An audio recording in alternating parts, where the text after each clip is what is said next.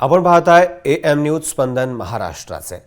न्यायदेवतेची मूर्ती आपण नेहमीच पाहतो। तिच्या डोळ्यावरील पट्टीकडे आपलं लक्ष जातं, पण तिच्या हाती तलवारही असते। यावर फार कमी वेळा बोललं जातं।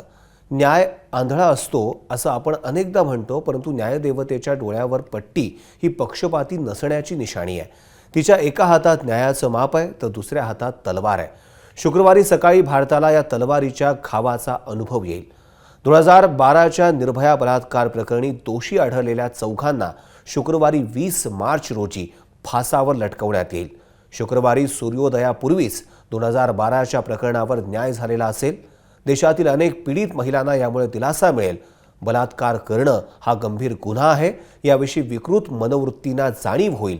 महिलांवरील अत्याचाराच्या घटनांसाठी सरसावलेल्यांच्या काळजात यामुळे धडकी भरावी, हेच याचं फलित असेल। 2012च्या निर्भया प्रकरणाचा खास वृत्तांत पाहूया। निर्भया सामूहिक बलात्कार प्रकरणी शुक्रवारी सकाळी फाशी दिली जाईल। निर्भया प्रकरणी दोषींकडे असलेले सर्व पर्याय आता संपले आहेत। शुक्रवार दिनांक 20 मार्चची प्रतीक्षा सर्वच देशाला होती। फाशीच्या आदल्या दिवशी घडलेल्या घडामोडींचा हा वृत्तांत आपण पाहूयात। 20 मार्च 2020 पहाटे 5:30 वाजता फाशी। 3 दोषींच्या नातलगांनी तुरुंगात अंतिम भेट घेतली। निर्भया प्रकरणी दोषींकडचे पर्याय संपले। दोषींच्या वकिलानं दिला कोर्टालाच सल्ला। 2012 मध्ये दिल्लीत झालेल्या सामूहिक बलात्कार प्रकरणावर शुक्रवारी पहाटे पडदा पडणार आहे। निर्भया सामूहिक बलात्कार प्रकरणी 4 दोषींना शुक्रवारी पहाटे 5:30 वाजता फासावर लटकवण्यात येणार। त्यांना फासावर चढवणं हे देशातील एका निर्भयासाठीचा न्याय नाही, तर तो अनेक पीडितांना दिलासा देणारा ठरणार आहे। गुरुवारी दोषी पवन गुप्ताची क्युरेटिव्ह याचिका फेटाळण्यात आली। राष्ट्रपती कोविंद यांनी पवन आणि अक्षयची दुसरी दया याचिका नामंजूर केली आहे आणि या प्रक्रियेनंतर निर्भयाची आई आशा देवी यांनी सुटकेचा निश्वास सोडलाय।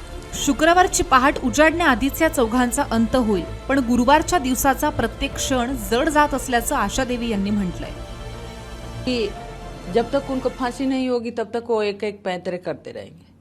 दूसरी बात है कि आपको पता है कि 3 बार फांसी पोस्टपोन हो चुकी है। फांसी इसीलिए पोस्टपोन हुई कि उनकी रेमडी बाकी है।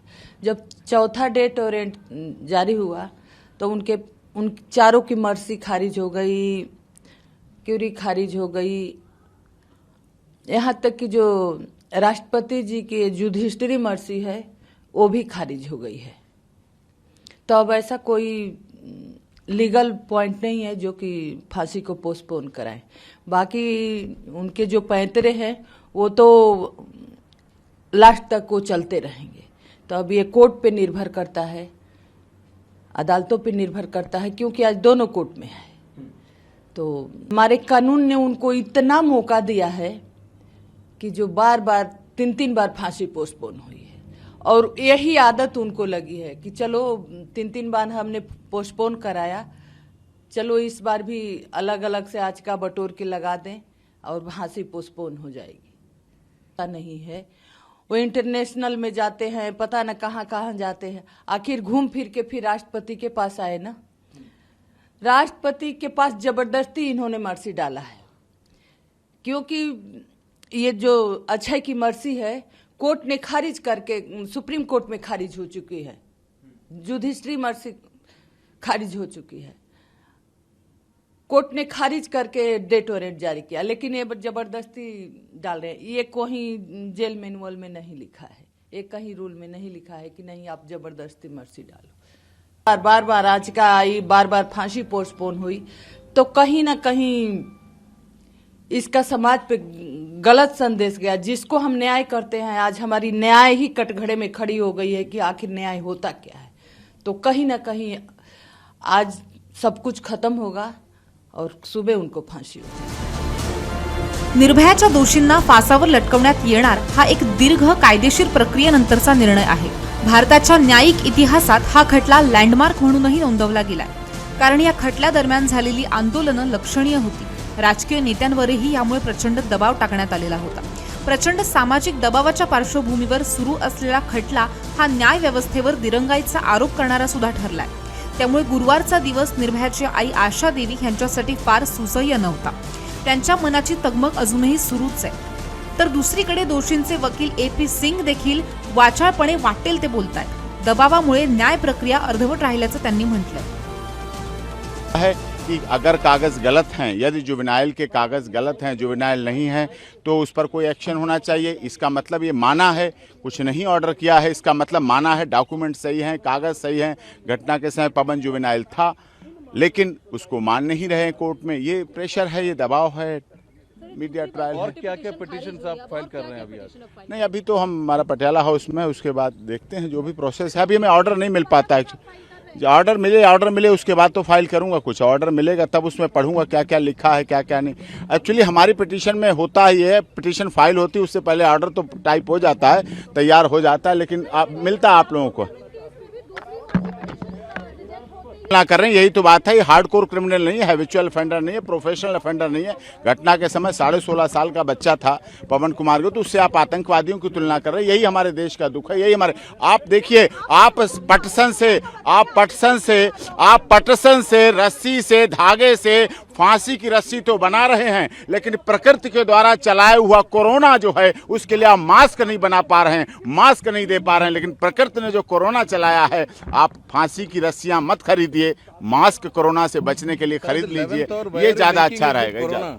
इसीलिए ये कोरोना है, इसीलिए आज सुप्रीम कोर्ट बंद है, इसीलिए आप हटा लीजिए, आपको प्रॉब्लम नहीं. इसीलिए ये कोरोना हो रहा है क्योंकि सुप्रीम कोर्ट बंद है, फोटो स्टेट नहीं हो पा रही हैं, प्रिंट आउट नहीं निकल पा रहे हैं, अटेस्ट नहीं हो पा रहे हैं, ये सारा प्रोसेस चल रहा है. और इसीलिए सुप्रीम कोर्ट, हाई कोर्ट तो सब बंद हैं, लेकिन ये नहीं हो पा रहा है कि इस पर फांसी की सजा पर रोक लगाई जाए. फांसी की सजा पर रोक लो, ये सबसे बड़ी दुखद बात है. और इसीलिए ये प्रेशर में जो हो रहा है, कोई बात नहीं, जो भी है उसे हम आगे देखेंगे.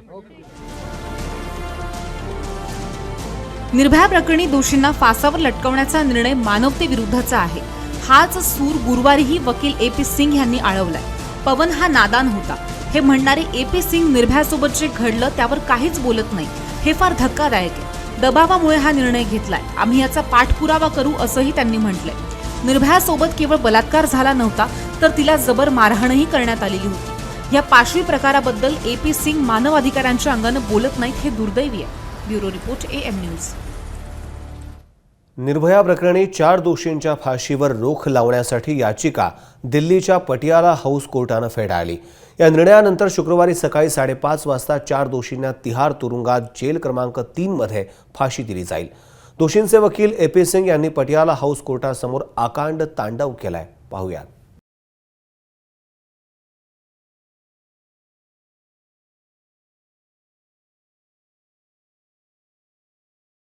सामूहिक बलात्कार प्रकरणी 4 दोषींना फाशीची शिक्षा होणार आहे. विनय कुमार शर्मा, पवन कुमार गुप्ता, मुकेश सिंग, अक्षय कुमार यांना फाशी देण्यात येईल. हा निर्णय रोखण्यासाठी दोषींचे वकील AP सिंग यांनी वाटेल ती वक्तव्य केली आहेत. त्यांनी कोरोनाचे मास्क तयार करा, फाशीचे दोर नको असा सल्लाही सरकारला दिलाय. दोषींना भारत पाकिस्तान सीमेवर सोडून द्या, डोकलाम या भारत चीन सीमेवर सोडून द्या, मात्र फाशी देऊ नका असे वाटेल ते AP सिंग बरळले आहेत. वकिलाला कायद्याची प्रक्रिया आणि भाषा बोलताना आपण पाहिलंय किंवा कायद्यातून पळवाटा काढतानाही पाहिलाय, मात्र कोणत्याही कायद्याची बूज न ठेवता AP सिंग यांनी वाटेल ती वक्तव्य केली आहेत. अक्षय कुमार, अक्षय पांडे, अभिनंदन प्रताप पांडे ने जो पैसे ले लेके गवाहियां दी हैं वो पेंडिंग है. रॉबरी वाले केस में क्रिमिनल अपील पेंडिंग है.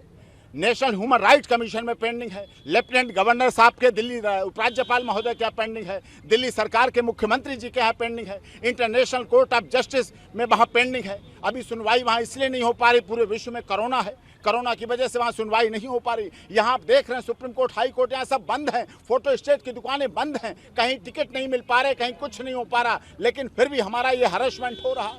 हमें बनाया गया एकदम अपने सिस्टम ने, तंत्र ने, न्यायपालिका ने, सरकार ने, कानून ने अपने का प्रेस्टीज इशू बना लिया है कि ये मेरी इमेज खराब हो जाएगी अगर इनकी फांसी रुक जाएगी, अगर इनकी फांसी नहीं होगी तो प्रेस्टीज इशू बना लिया गया है. अपने आत्मसम्मान का विषय दिल्ली सरकार, केंद्र सरकार, Rashtrapati Bhavan, supreme court, high court ने बना लिया है। ये देश के नागरिक हैं। Former justice senior most Kurian Joseph साहब, ये सब इतने लोग हैं, ये सपोर्ट कर रहे हैं। मानवाधिकार संगठन सपोर्ट कर रहे हैं। पुरुष आयोग की मांग करने वाले संगठन सहयोग कर रहे हैं। अखिल भारतीय क्षत्रिय समाज न्याय कर रहा है। भारतीय संपूर्ण क्रांतिकारी पार्टी, ये कितने लोग संगठन ऐसे हैं जो हमें सपोर्ट कर रहे हैं। निर्भया प्रकरणी माध्यमांनीच न्यायालयाची भूमिका बजावली आहे असा आरोप दोषींचे वकील AP सिंग यांनी केलाय। माध्यमांच्या कव्हरेजचा परिणाम निर्भयाच्या कोर्टातील खटल्यावर झाला, त्यामुळे दबाव वाढला, मानवाधिकारांचं उल्लंघन झालंय असंही वकील AP सिंग यांचं म्हणणं आहे। सारे फैक्ट बता दिए हैं, सारे तथ्य बता दिए हैं, सारे उसमें दे दिए। आप मीडिया के हिसाब से तो हर समय, मीडिया के हिसाब से तो दिसंबर 2012 से ही फांसी हो रही है। मीडिया के हिसाब से तो हैदराबाद में भी फांसी हो रही है। मीडिया के हिसाब से तो जहाँ बचा सकते हैं उन्हें, हमारी सुनिए हमारी रिट पिटीशन अभी जो अक्षय की अभी जो दया याचिका कल फाइल हुई थी, जैसे राष्ट्रपति महोदय ने अभी तुरंत डिसमिस किया है, रिजेक्ट किया है। हमने उस दया याचिका के खिलाफ, क्योंकि भारत के संविधान के साथ संवैधानिक तरीके से प्रयोग नहीं किया जा रहा है, मिसकैरेज ऑफ जस्टिस हो रहा है। 6-6 घंटे में अगर दया याचिकाएं खारिज होंगी, 2-2 घंटे में सुप्रीम कोर्ट में पिटीशन डिसमिस होंगी फाइल करने के बाद, इसका मतलब है आप इस देश के लोगों को गलत कर रहे हैं। जिनकी पिटीशन सालों साल पेंडिंग रहती हैं, उन्हें न्याय नहीं मिल पा रहा है, उनके साथ जस्टिस नहीं हो रहा है। जैसे महिला आयोग महिलाओं के लिए बात करता है, ऐसे पुरुष आयोग होता तो पुरुषों के लिए बात करता है। दिल्लीतील पटियाला हाऊस कोर्टाच्या आवारात दोषींचे वकील वाटेल ते बरळत होते। वकील म्हणून त्यांची वक्तव्य धक्कादायक आहेत, तर दुसरीकडे निर्भयाच्या वकील सीमा कुशावह आणि निर्भयाची आई आशा देवी यांनी कोर्टाच्या निर्णयाचं स्वागत केलंय। उन्होंने जो जुडिशियल रिव्यू फाइल किया है, तो कोर्ट ने एक बात पूछी है कि जो जुडिशियल रिव्यू फाइल किया था, जब इनकी अक्षय कुमार की मर्सी रिजेक्ट हुई थी, वो 5 फरवरी को रिजेक्ट हुई थी। तो 5 फरवरी के बाद मर्सी रिजेक्ट होने के बाद 14 दिन का टाइम दिया जाता है। वो 14 दिन का टाइम इनका बहुत पहले लैप्स कर चुका है। तो इनकी जो जुडिशियल रिव्यू 32 का सुप्रीम कोर्ट में डाल के आए, वो भी पेंडेंसी का ग्राउंड नहीं बनेगा ये पोस्टपोन होने के लिए। और इसके अलावा जो अक्षय कुमार के इन्होंने कहा है कि उसका सिविल सूट वहाँ फाइल किया गया है, तो वो सिविल सूट है। सिविल सूट क्रिमिनल प्रोसीडिंग पर इम्पैक्ट नहीं डालता है, इसलिए वो उसके ग्राउंड पर भी पोस्टपोन नहीं हो सकता है। और LG के यहाँ जो पिटीशन लगाई है, तो वो भी प्रोविज़न में जो CRPC का ये बता रहे थे, वो भी मेंटेनेबल नहीं है। इनसे कहीं कोई पिटीशन मेंटेनेबल नहीं है। इसलिए मुझे पूरा विश्वास है कि ये जो ऑर्डर है, ये हमारे फेवर में, ये निर्भया के जस्टिस के फेवर में आएगा। और जैसा आप जब ऑर्डर करेंगे, तो हम पूरी तरीके से श्योर हैं कि कल सुबह 5:30 बजे इन सारे कन्विक्टेड को हैंग किया जाएगा और निर्भया को जस्टिस मिलेगा। जी, सुप्रीम कोर्ट में जो पवन की क्यूरी पिटीशन थी, वो खारिज हो गई। अब पटियाला कोर्ट में सुनवाई भी हो गई। 2:30 बजे का ऑर्डर है, और जो भी वो अलग अलग अभी फैसले कर रहे हैं, लेकिन अब कल उनको 5:30 बजे फांसी होगी और निर्भया को इंसाफ मिलेगा। 2002च्या निर्भया प्रकरणाचा निकाल आज कोर्टानं दिलाय। 4 नराधमांना शुक्रवारी फासावर लटकवण्यात येईल। त्यांच्या फाशीमुळे महिलांवर होणारे लैंगिक अत्याचार थांबतील असं नाही, मात्र महिलांची छेड काढणाऱ्यांना जरब यामुळे निश्चितच बसेल। Bureau report, AM news.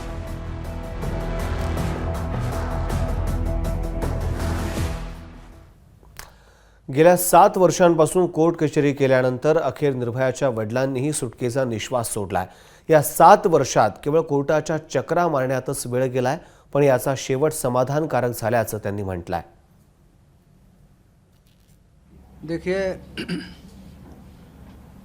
इन दरिंदों की कल 5:30 बजे फांसी होगी।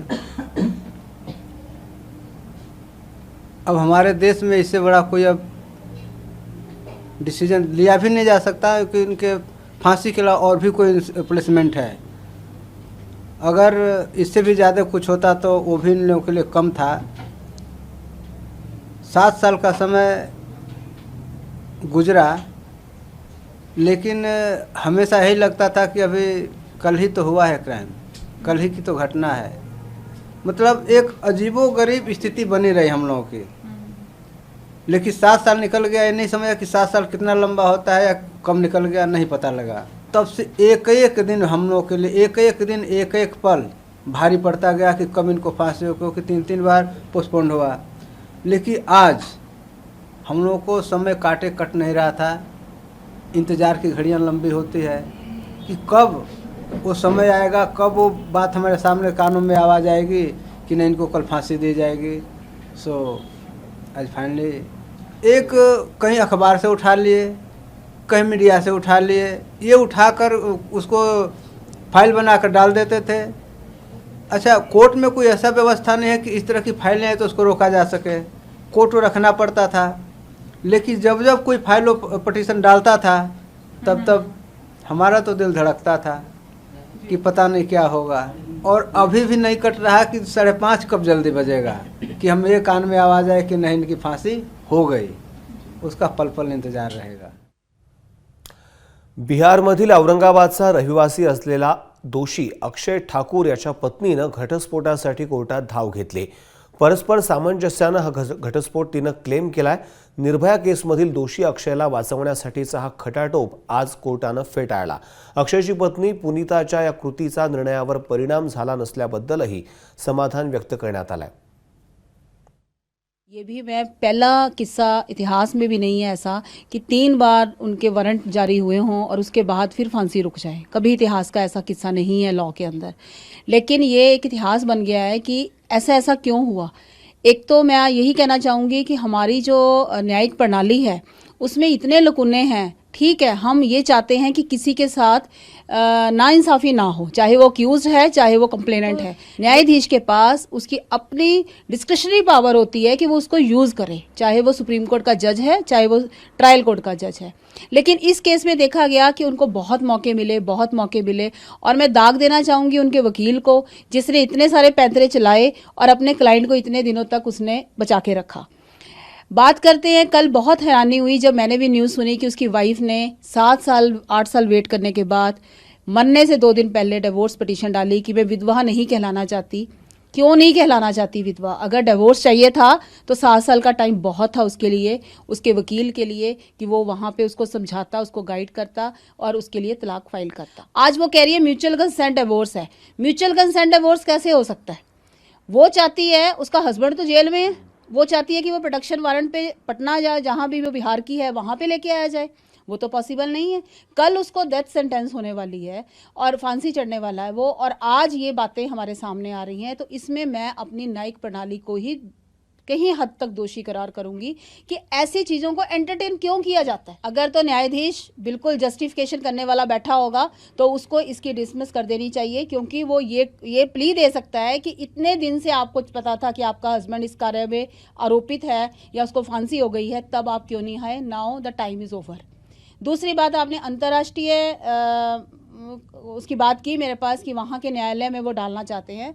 देखिए, वहाँ पे वो केसेस चलते हैं जो 2 देशों की ट्रीटीज़ का मामला होता है, जो 2 देशों के आपराधिक मामलाएं होते हैं, उन चीज़ों के लिए इंटरनेशनल लॉ ऑफ जस्टिस बना हुआ है। लेकिन ये हमारे घर का मामला है, ये हमारे भारत के इंटरनल मामला है, तो इसके लिए वहाँ पे तो ये एडमिट ही नहीं होगा केस। तो ये सब जो चीज़ें हैं, इसका मुझे नहीं लगता कि इन लोगों के ऊपर प्रभाव होगा। दिन निश्चित है, टाइम निश्चित है और ये टाइम कल आने वाला है। इथे छोटासा ब्रेक, पाहत रहा AM न्यूज।